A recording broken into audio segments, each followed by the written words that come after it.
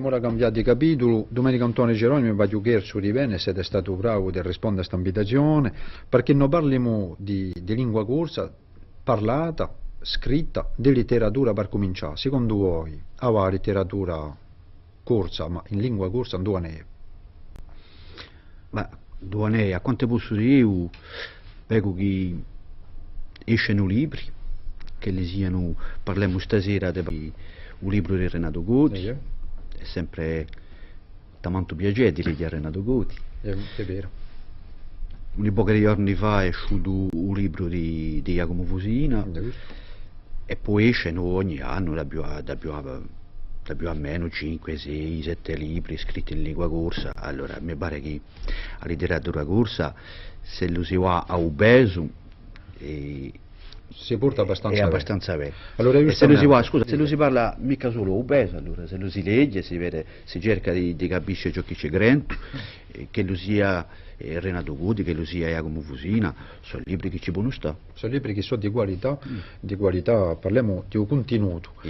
Allora giustamente quando esce, profetto giustamente stasera di Asciugoti, quando non esce uno così, si sente parecchia gente, non abbiamo avuto tempo di leggere, l'ho ricevuto cavoti, ma si sente gente che dice, sarà beh, ma non ci si capisce mica troppo, con libri questi che, allora, secondo voi, dice radio, a maniera di capire tutta questa scrittura corsa, non è, perché ci ho fatto di scrivere, ma ci ho fatto in di capire, o pure capire di gente, e questo che ne siamo.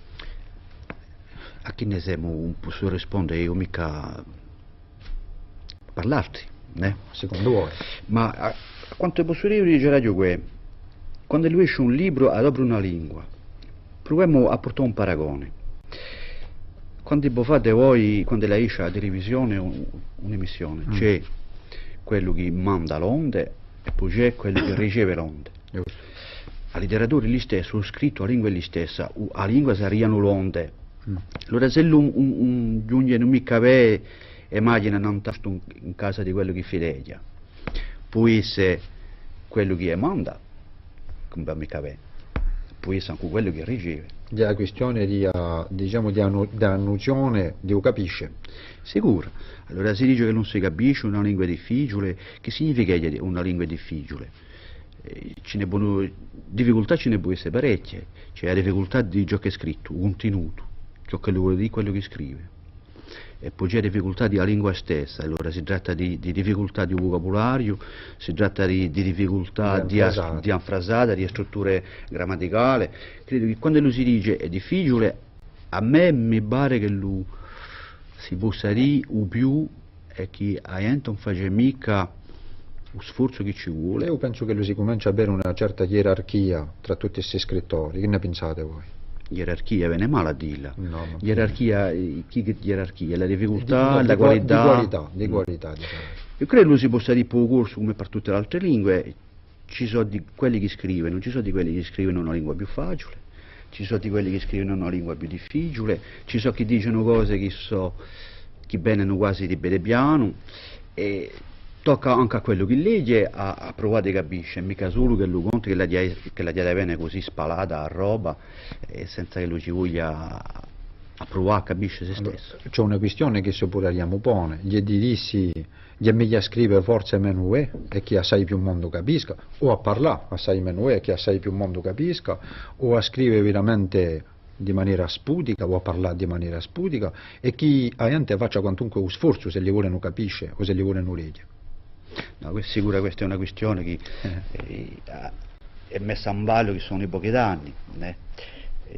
Non credo mica io che lo si possa ragionare in questa maniera.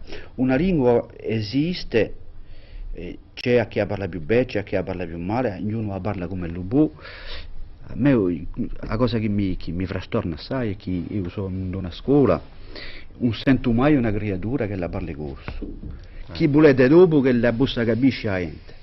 Soprattutto quando gli sono libri d'autori che arrupregliano un corso come lo si rete. Se non si adopera mica la lingua ogni giorno da campare, mica solo da scrivere, ma anche da campare, da mangiare, da bere, da riscorrere con la gente, è sicuro che dopo quando lo si piglia un libro che lo si prova a leggere, bene sempre male. Allora per voi a qualità non sa tutto.